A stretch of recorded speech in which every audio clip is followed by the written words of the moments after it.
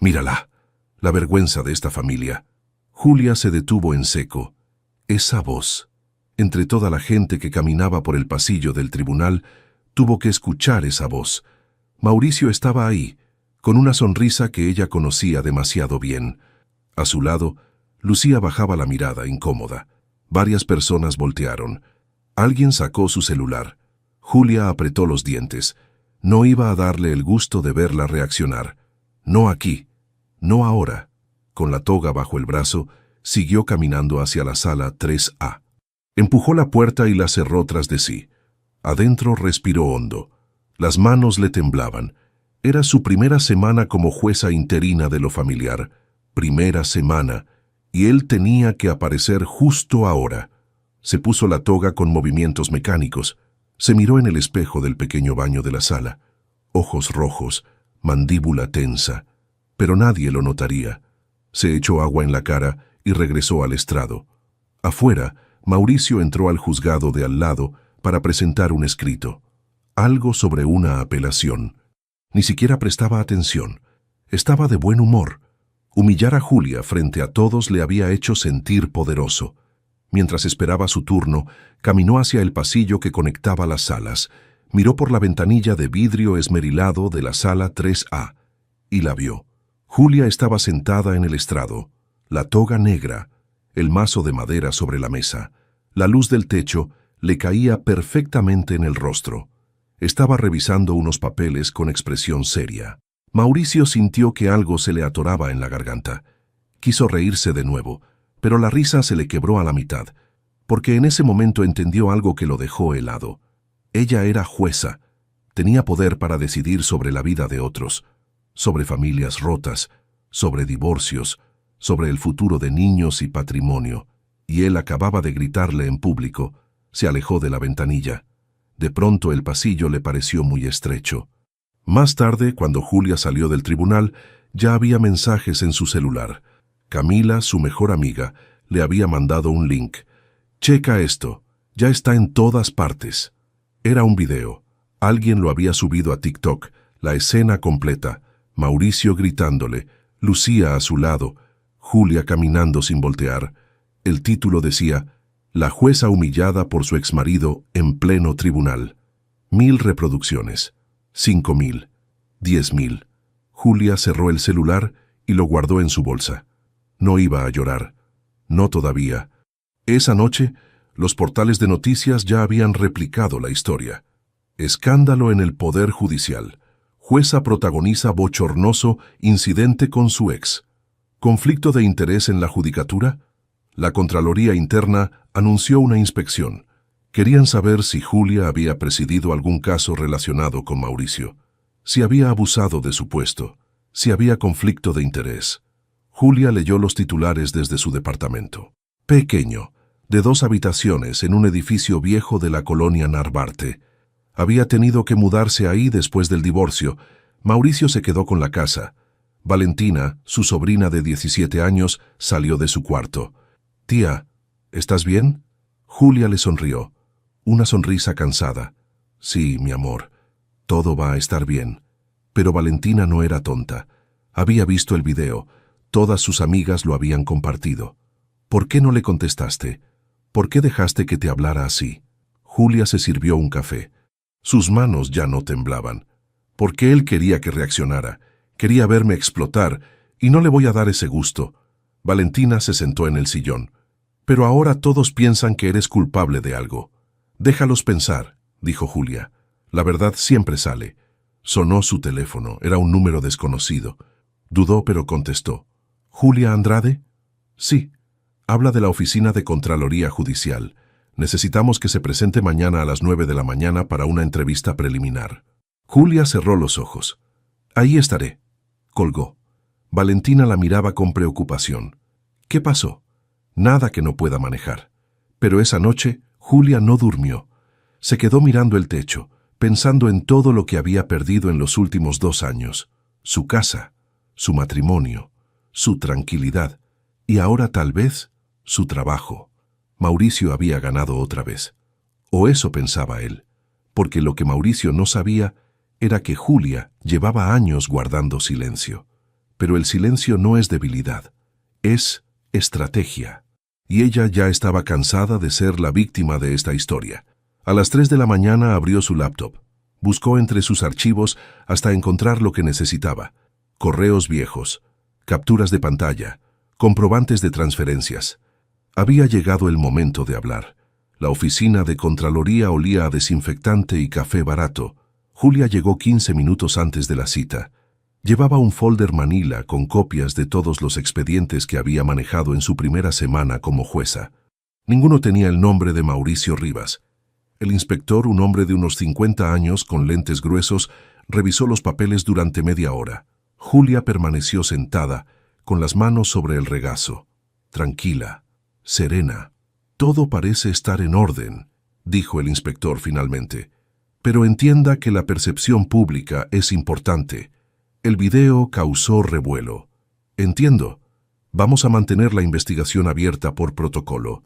Mientras tanto, le recomendamos mantener un perfil bajo. Julia asintió. Sabía lo que eso significaba. Nada de entrevistas, nada de redes sociales, nada que pudiera usarse en su contra. Cuando salió de la oficina, Camila la esperaba en el estacionamiento. ¿Cómo te fue? Sobreviví. Camila encendió un cigarro. Julia nunca fumaba, pero ese día aceptó uno. Tenemos que hablar de algo, dijo Camila. He estado revisando las cuentas del divorcio. ¿Y? Mauricio no solo se quedó con la casa. Está moviendo dinero de las cuentas compartidas. Hizo transferencias sin avisarte. Congeló el acceso a tu tarjeta de crédito empresarial. Julia dio una larga fumada. El humo le quemó la garganta. ¿Cuánto? Como 200,000 pesos, tal vez más. Hijo de puta. Julia, esto es fraude. Puedes denunciarlo. No quiero más problemas legales, Camila. Ya tengo suficiente con la Contraloría respirándome en el cuello. Entonces, vas a dejar que te robe también tu dinero. Julia apagó el cigarro contra el suelo. No lo voy a dejar. Pero necesito tiempo. Camila negó con la cabeza, pero no insistió. Conocía a Julia desde la universidad. Sabía que cuando tomaba una decisión no había forma de hacerla cambiar de opinión. Esa tarde, Julia regresó a dar clases en la universidad. Derecho procesal familiar. Antes del nombramiento como jueza, había sido profesora durante 8 años. La universidad la había readmitido sin problema. Los alumnos la miraban diferente, algunos con curiosidad, otros con morbo. Una chica en la primera fila levantó la mano. «Maestra, ¿es cierto lo del video?» «Sí». «¿Y qué pasó?» Julia dejó el marcador sobre el escritorio. Pasó que la vida personal y la vida profesional a veces chocan de formas incómodas. Pero eso no significa que una tenga que contaminar a la otra. Ahora abramos el código en la página 112. El tema quedó zanjado. Nadie más preguntó. Pero cuando llegó a casa, Valentina no estaba. Había dejado una nota sobre la mesa de la cocina. «Salí con unas amigas, regreso tarde». Julia suspiró. Valentina casi no le hablaba desde que estalló el escándalo. La chica estaba enojada, avergonzada, y Julia no sabía cómo arreglarlo. Preparó sopa instantánea y se sentó frente a la televisión. No puso noticias, puso una serie cualquiera en Netflix, algo ligero, algo que no requiriera pensar. Su celular vibró, un mensaje de un número desconocido. «Deberías tener más cuidado con lo que publicas». Julia frunció el ceño, no había publicado nada. Entró a su Facebook. Su última publicación era de hace 3 meses, una foto con Valentina en su cumpleaños. Otro mensaje llegó. Esta vez era una captura de pantalla. Su cuenta de Instagram. Una foto que ella no había subido. Era una imagen del estrado, de ella con la toga, y el texto decía: «La justicia empieza en casa». Julia sintió que el estómago se le hacía un nudo. Alguien había hackeado su cuenta. Revisó rápidamente. 3 publicaciones nuevas, todas con mensajes pasivo-agresivos sobre justicia y venganza. Cerró la cuenta de inmediato. Cambió todas las contraseñas, pero el daño ya estaba hecho. Los comentarios en las publicaciones falsas eran brutales. ¡Qué patética! Se cree muy importante. Una jueza sin dignidad. Julia cerró el teléfono y lo aventó sobre el sillón. Mauricio. Tenía que ser él. Cuando Valentina llegó pasada la medianoche, Julia seguía despierta. ¿Por qué sigues levantada? Valentina, necesitamos hablar. La chica dejó su mochila en el suelo. ¿De qué? De todo. De cómo te sientes. De lo que está pasando. Valentina cruzó los brazos. ¿Quieres saber cómo me siento? Me da vergüenza ir a la escuela. Todos han visto el video. Todos me preguntan si mi tía es la jueza corrupta. Y yo no sé qué decirles. Puedes decirles la verdad, que no hice nada malo. ¿Y por qué no te defiendes entonces? ¿Por qué dejas que Mauricio te pisotee? Julia se puso de pie. Porque no voy a bajarme a su nivel, porque yo sé quién soy y lo que valgo. Y si tú no lo sabes, entonces he fallado como tía.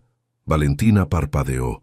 Por un momento pareció que iba a llorar, pero se dio la vuelta y se metió a su cuarto. Julia se quedó sola en la sala. El silencio era tan pesado que dolía. Abrió su laptop, entró a su correo y escribió un mensaje a Camila. Empecemos la denuncia. Ya me cansé de esperar. Le dio a enviar y cerró la computadora. Afuera la ciudad seguía despierta. Las luces de los edificios parpadeaban como estrellas falsas. Y Julia supo que la guerra apenas comenzaba. Pero esta vez no iba a pelear sola. Camila llegó al departamento de Julia con 2 cafés y una caja de donas. Eran las 8 de la mañana de un sábado. Valentina todavía dormía. ¿Estás segura de esto?, preguntó Camila mientras abría su laptop sobre la mesa del comedor. Completamente. Porque una vez que presentemos la denuncia, no hay vuelta atrás. Mauricio va a contraatacar. Julia bebió un sorbo de café. Que lo haga. Ya no tengo nada que perder. Camila tecleó rápidamente. Abrió varios documentos, estados de cuenta, capturas de pantalla de transferencias, correos electrónicos donde Mauricio le pedía las claves de acceso solo para revisar algo rápido. «Mira esto», dijo Camila girando la pantalla. 3 transferencias a una cuenta en Guadalajara. 50,000 pesos cada una. Las hizo el mes pasado. ¿A nombre de quién? De Lucía Morales. Julia apretó la mandíbula. Lucía, la amante, la chica de 25 años que había destruido su matrimonio. Ahora también estaba involucrada en fraude. ¿Y esto es suficiente para una denuncia? Es un inicio, pero necesitamos más. Necesitamos demostrar que él usó tu información sin tu consentimiento. Julia abrió su celular. Buscó entre los correos antiguos. Había uno de hacía 6 meses. Mauricio le pedía su firma digital para actualizar el seguro del coche. Julia había enviado el archivo sin pensarlo 2 veces. «Aquí está», dijo mostrándole el correo a Camila. Camila leyó en silencio. Luego silbó bajito. «Este cabrón te engañó para que le dieras tu firma. ¿Sabes cuántas cosas pudo haber firmado con esto?» Julia sintió un escalofrío. «¿Qué hago? Primero, vamos al banco. Necesitas solicitar un historial completo de movimientos. Todo lo que se haya hecho con tu firma en los últimos 6 meses. Segundo, presentamos la denuncia ante la Fiscalía Especializada en Delitos Financieros. ¿Y si encuentran algo raro en mi nombre? ¿Y si me acusan a mí de fraude?» Camila la tomó de la mano. «Por eso lo hacemos ahora, antes de que sea demasiado tarde. Si él usó tu firma para abrir cuentas o pedir créditos, tú eres la víctima. Pero tienes que actuar rápido». El lunes por la mañana, Julia entró al banco. Le temblaban las piernas. Pidió hablar con el gerente. Un hombre joven con traje gris la recibió en su oficina. «Necesito el historial completo de mi cuenta». «Todo». El gerente tecleó en su computadora. Frunció el ceño. «Aquí hay algo extraño». «¿Qué cosa?» «Tiene usted una línea de crédito activa por 500,000 pesos». Julia sintió que el piso se movía. «Eso es imposible. Yo no solicité ningún crédito». El gerente giró la pantalla. Ahí estaba, una solicitud de crédito a su nombre. Fecha, 3 meses atrás. Firma digital, la suya. Esto se tramitó en línea, con su correo institucional y su firma electrónica. Julia tragó saliva. «Yo no hice eso. ¿Tiene forma de comprobarlo?» «Mi correo institucional fue hackeado hace 2 meses. Cambié todas las contraseñas». El gerente se puso serio. «Señora Andrade, esto es un delito grave. Necesita presentar una denuncia formal. Nosotros vamos a iniciar una investigación interna, pero usted debe acudir a las autoridades». Julia salió del banco mareada. Llamó a Camila desde el estacionamiento. 500,000 pesos, Camila. Ese hijo de puta pidió un crédito a mi nombre por $500,000. ¿Ya lo desembolsaron? Sí, hace 2 meses. ¿Y a dónde fue el dinero? No lo sé. El gerente me va a mandar el reporte completo. Camila maldijo en voz baja. Esto ya no es solo fraude, Julia. Esto es suplantación de identidad. Mauricio va a ir a la cárcel. Esa tarde, Julia recibió un correo del banco. El reporte completo. El dinero del crédito se había dividido en varias cuentas. Una de ellas a nombre de Mauricio, otra a nombre de Lucía, y una tercera a nombre de una empresa fantasma registrada en Monterrey. Julia imprimió todo, lo metió en una carpeta y se fue directo a la fiscalía. La recibió una agente del Ministerio Público, una mujer de unos 40 años con expresión cansada. Tome asiento. Julia le entregó la carpeta. La agente revisó los papeles durante 20 minutos. Levantó la vista. Esto es sólido. Vamos a abrir una carpeta de investigación, pero necesito que sepa algo. Estos casos tardan, a veces meses, a veces años. Entiendo. ¿El señor Mauricio Rivas sabe que viene usted a denunciarlo? No. Bien. Manténgalo así. No le diga nada. No hable con él. Si intenta contactarla, grabe las conversaciones. Todo puede servir como evidencia. Julia firmó la denuncia. Cuando salió de la fiscalía, sentía un peso enorme sobre los hombros. Pero también sentía algo parecido al alivio. Al llegar a casa, Valentina estaba en la sala viendo televisión. ¿Dónde andabas? Arreglando cosas. Valentina apagó la tele. Tía, necesito decirte algo. Julia se sentó a su lado. Dime. He estado pensando en dejar la escuela. Puedo buscar trabajo de noche, ayudarte con la renta, con los gastos. Julia sintió que se le cerraba la garganta. No, pero necesitamos dinero. Tú vas a seguir estudiando. Yo puedo perder mi trabajo. Puedo perder mi reputación, pero tú no vas a perder tu futuro por culpa de Mauricio. Valentina bajó la mirada. Es que me siento inútil, como si no pudiera hacer nada. Julia la abrazó. Lo que puedes hacer es estudiar, graduarte, ser mejor que toda esta porquería, ¿me entiendes?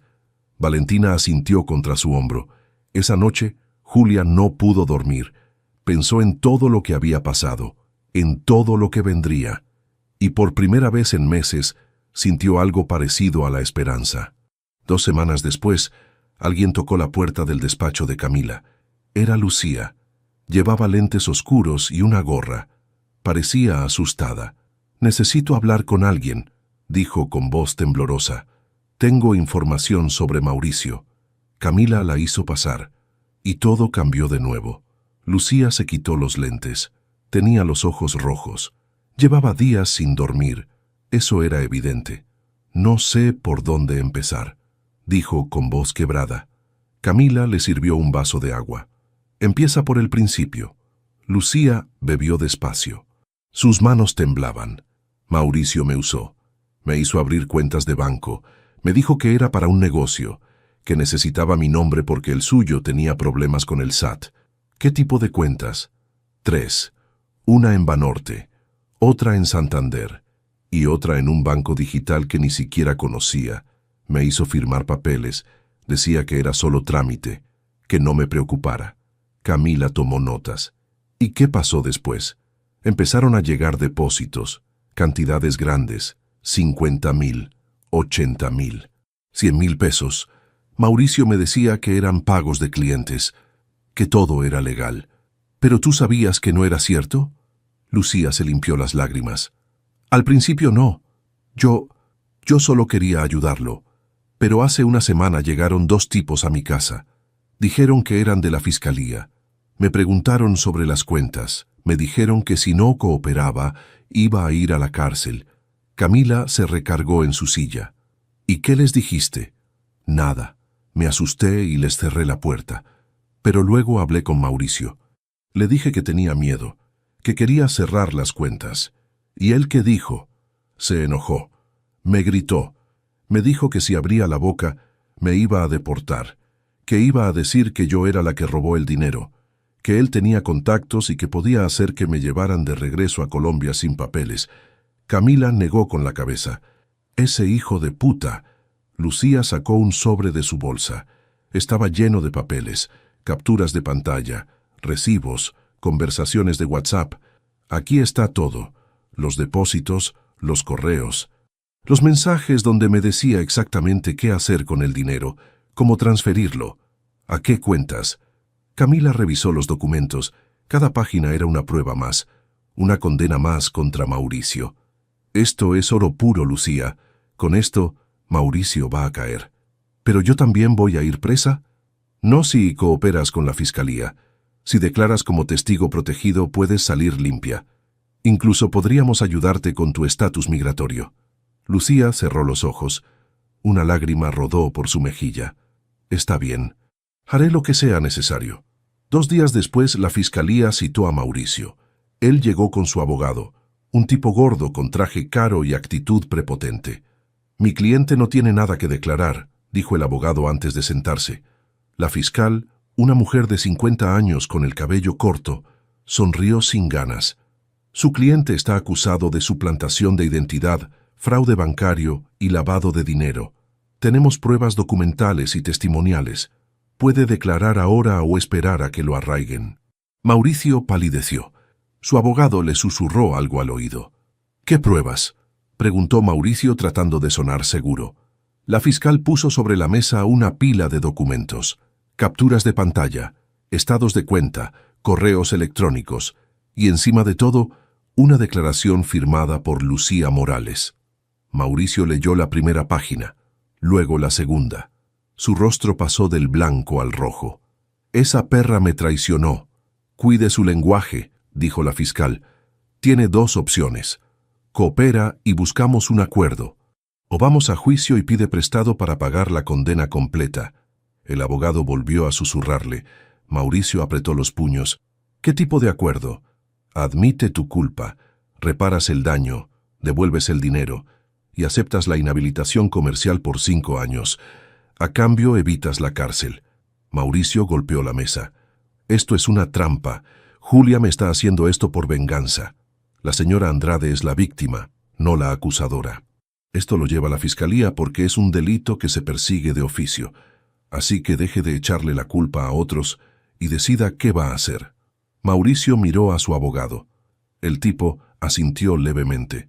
«Necesito tiempo para pensarlo. Tiene 24 horas. Después, solicitamos orden de aprehensión». Cuando Mauricio salió de la fiscalía, marcó el número de Lucía. Le mandó directo a buzón. Marcó otra vez. Nada. Le mandó mensajes. «Contéstame. No te atrevas a ignorarme. Te vas a arrepentir». Lucía bloqueó su número. Mientras tanto, Julia recibía noticias de la judicatura. La investigación interna había concluido. No encontraron ninguna irregularidad, ningún caso donde hubiera presidido su propio divorcio, ningún conflicto de interés. Pero el dictamen final decía: se recomienda no renovar el nombramiento interino por cuestiones de percepción pública. Julia leyó el documento en su celular. Estaba sentada en una banca del parque donde solía correr. Se quedó mirando el horizonte. No era justo, pero así era el mundo. Camila la llamó esa misma tarde. Mauricio aceptó el acuerdo. Julia cerró los ojos. ¿Qué significa eso? Que admitió todo, que va a devolver el dinero en pagos mensuales, que va a reparar el daño, y que no puede abrir negocios ni manejar cuentas corporativas por 5 años. ¿Y la cárcel? Se la perdonaron a cambio de la confesión y la cooperación. Julia sintió un nudo en el estómago. No era lo que esperaba, pero era algo. Y Lucía, libre de cargos, declaró como testigo protegido. Vamos a ayudarla a regularizar sus papeles. Julia colgó el teléfono. Respiró hondo. El aire olía a tierra mojada. Había llovido en la mañana. Esa noche, una colega de la judicatura la llamó. Una jueza mayor con la que había estudiado años atrás. «Julia, tengo algo para ti. No es lo que querías, pero es un nuevo comienzo». «¿Qué es?» «Un puesto como secretaria de acuerdos en el juzgado séptimo familiar. El sueldo es menor. No es gloria, pero es trabajo honesto». Julia apretó el teléfono. «¿Cuándo empiezo?» «El lunes, si quieres». «Ahí estaré». Cuando Valentina llegó esa noche, Julia la esperaba con la cena lista. Nada especial, pollo con arroz. Pero estaba caliente y estaba hecho con cariño. «Tía, ¿pasó algo bueno?» Julia sonrió. «Sí, algo bueno». El juzgado séptimo familiar estaba en el tercer piso de un edificio que olía a humedad y papel viejo. Julia llegó el lunes a las 7 de la mañana. Media hora antes de su horario, la jueza titular, una mujer de 60 años llamada Graciela, la recibió con un café. «Bienvenida. Sé que esto no es lo que esperabas, pero aquí hacemos buen trabajo». Julia tomó el café. «Gracias por la oportunidad. No me agradezcas, conozco tu historia.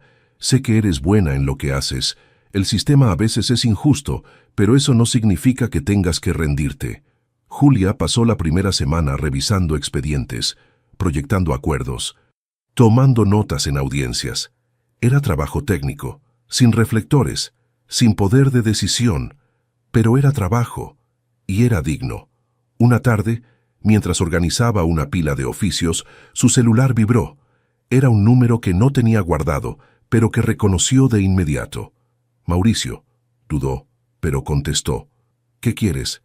«Necesito hablar contigo. En persona. No tenemos nada de qué hablar. Por favor, Julia, solo 10 minutos». Hubo algo en su voz. No era la arrogancia de antes. Era cansancio. Tal vez desesperación. «¿Dónde?» «En el café de siempre, el de la esquina del juzgado. Mañana a las 2». Julia colgó sin responder. Pero al día siguiente, a las 2 en punto, estaba sentada en una mesa del fondo.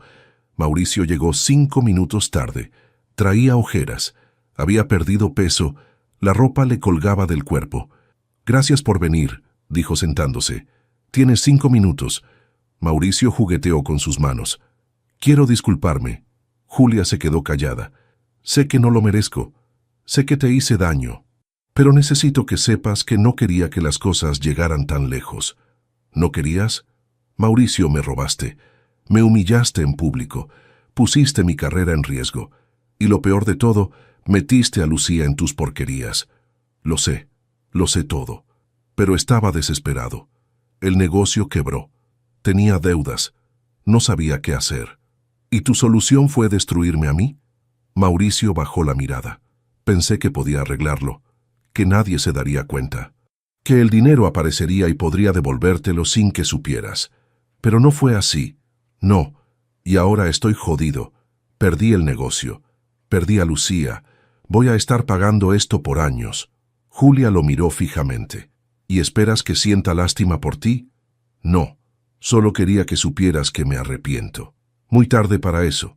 Mauricio sacó un sobre del bolsillo de su chamarra. «Este es el primer pago. Son 20,000 pesos. Es todo lo que tengo por ahora». Julia tomó el sobre. Lo abrió. Ahí estaban los billetes. El juez dictó pagos mensuales de 30,000.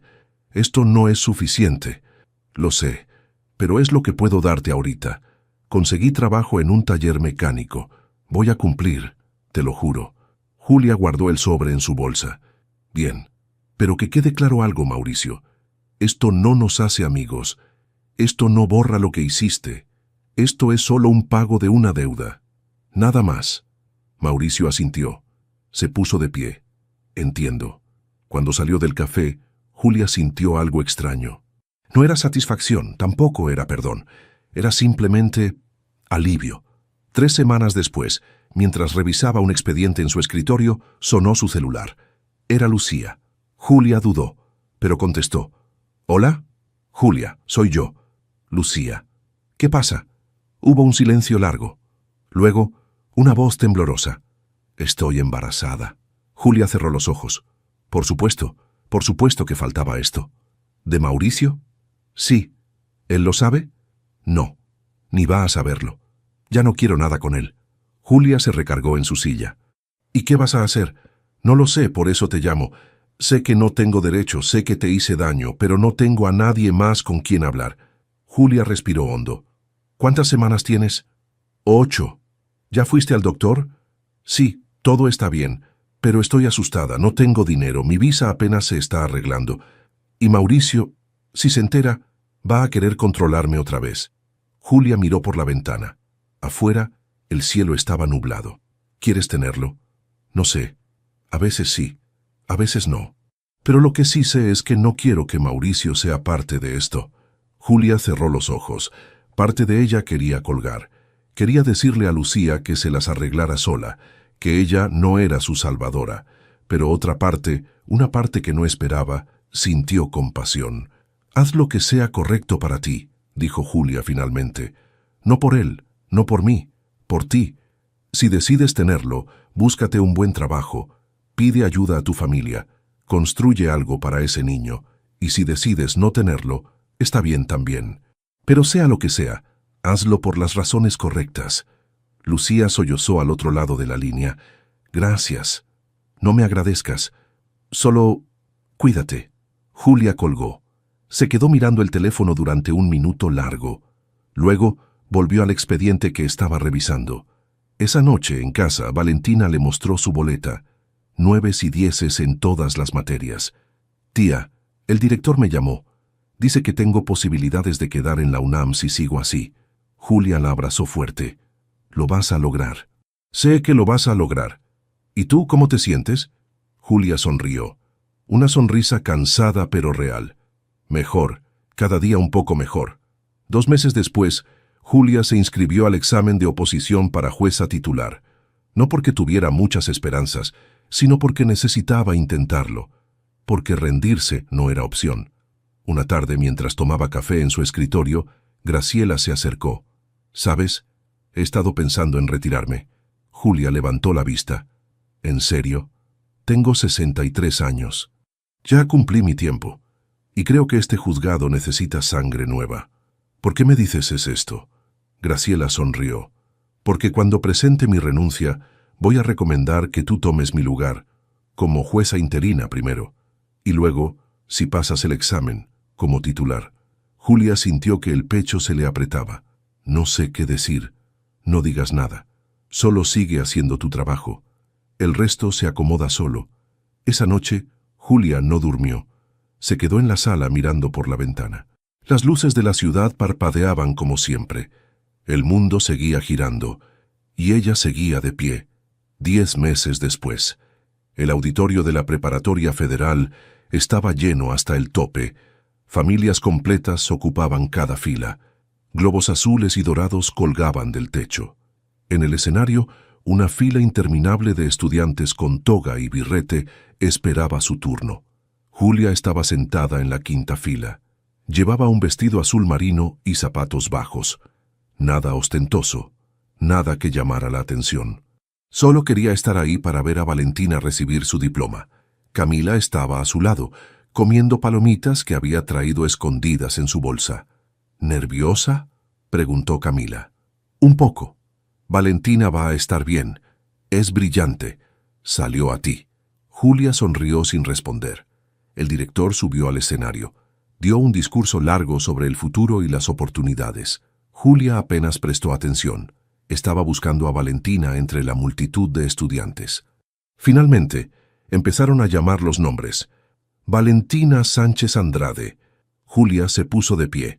Aplaudió tan fuerte que le dolieron las manos. Valentina caminó hacia el escenario con paso seguro. Tomó su diploma.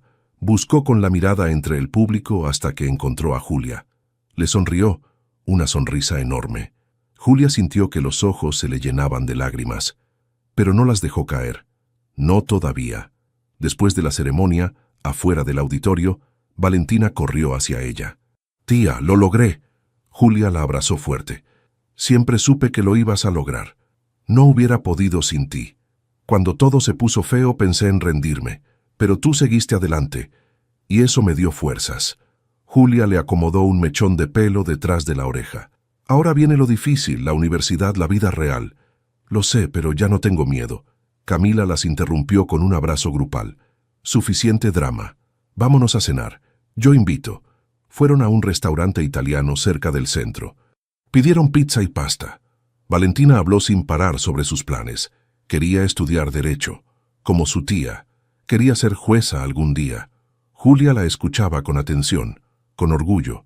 De regreso a casa, mientras manejaba por el periférico, Valentina preguntó: «¿Supiste algo del examen de oposición?». Julia apretó el volante. Salieron los resultados la semana pasada. Y quedé en el lugar 18, de 150 aspirantes. Valentina gritó de emoción. Tía, eso es increíble. No es suficiente para quedar. Solo los primeros 10 entran directamente. Pero me ponen en lista de espera. Si alguien renuncia o no acepta, me llaman.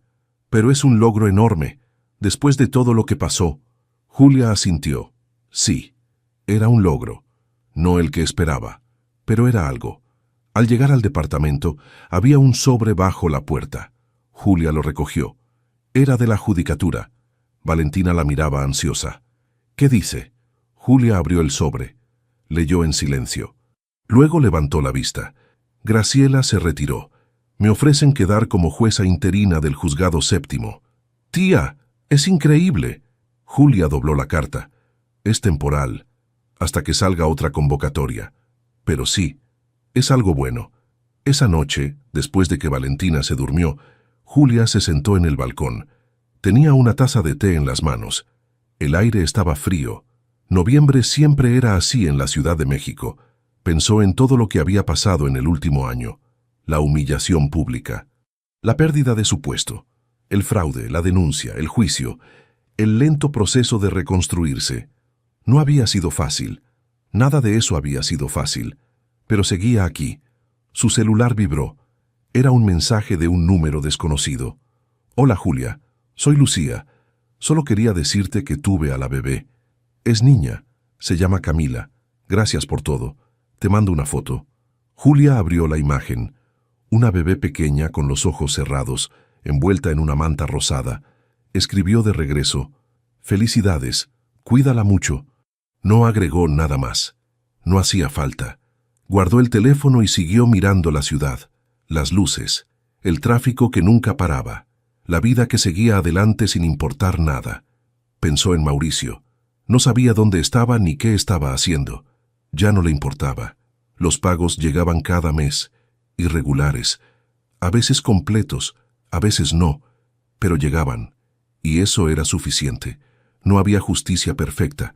No había venganza satisfactoria. Solo había esto. Seguir adelante. Un día a la vez. Una semana después, Julia llegó temprano al juzgado. Graciela la estaba esperando con una caja de cartón. Mis cosas, dijo Graciela. Ya me voy. El escritorio es tuyo. Julia dejó su bolsa sobre la silla. No sé si esté lista. Nadie está listo nunca. Pero tú vas a estar bien. Confía en ti misma. Graciela le dio un abrazo. Luego se fue. Julia se quedó sola en la oficina. Se sentó en la silla del escritorio. Era vieja. Chirriaba un poco, pero era suya. Sobre el escritorio había un mazo de madera, el que Graciela había usado durante 20 años. Julia lo tomó entre sus manos. Pesaba más de lo que esperaba. Ese día no tuvo audiencias, solo papeleo. Pero al final de la tarde, cuando el sol se colaba por la ventana, Julia se puso de pie. Se puso su toga. Se miró en el espejo pequeño que colgaba en la pared. Ya no era la misma mujer que había sido humillada en público.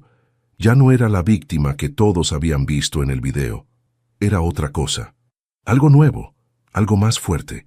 Esa noche, cuando llegó a casa, Valentina estaba estudiando en la mesa del comedor. ¿Cómo estuvo tu día?, preguntó sin levantar la vista de sus apuntes. Bien, respondió Julia. Muy bien. Se preparó un té. Se sentó frente a su laptop. Abrió un documento en blanco y empezó a escribir. No una denuncia, no una demanda, solo sus pensamientos. Todo lo que había aprendido en el último año, sobre la justicia, sobre la dignidad, sobre la capacidad de seguir adelante cuando el mundo entero parece derrumbarse. Escribió hasta pasada la medianoche. Cuando terminó, guardó el archivo. Lo tituló Reconstrucción. Cerró la laptop, apagó las luces y por primera vez en mucho tiempo durmió sin pesadillas. Al día siguiente, el video seguía en internet. Todavía tenía miles de reproducciones. Los comentarios seguían ahí, algunos crueles, otros compasivos, pero Julia ya no lo buscaba, ya no le importaba. Porque había aprendido algo fundamental. La opinión pública es efímera, la vergüenza es temporal, pero la dignidad, cuando se construye desde adentro, es permanente. Había perdido su casa, su matrimonio, su primera oportunidad como jueza titular, pero no había perdido lo más importante. No había perdido su integridad, y eso, al final, era lo único que realmente importaba. Meses después, mientras caminaba por los pasillos del tribunal, una joven abogada se le acercó. «Disculpe, ¿usted es la jueza Andrade?» Julia asintió. «Yo vi su video, el del escándalo, y quiero que sepa algo. Usted me inspiró. Ver cómo siguió adelante a pesar de todo, me dio fuerzas para no rendirme con mi propio divorcio». La chica se fue antes de que Julia pudiera responder. Julia se quedó parada en medio del pasillo y sonrió, porque al final esa era la verdadera justicia, no la que se dicta desde un estrado, sino la que se construye paso a paso en la vida real. ¿Qué te pareció la historia de Julia?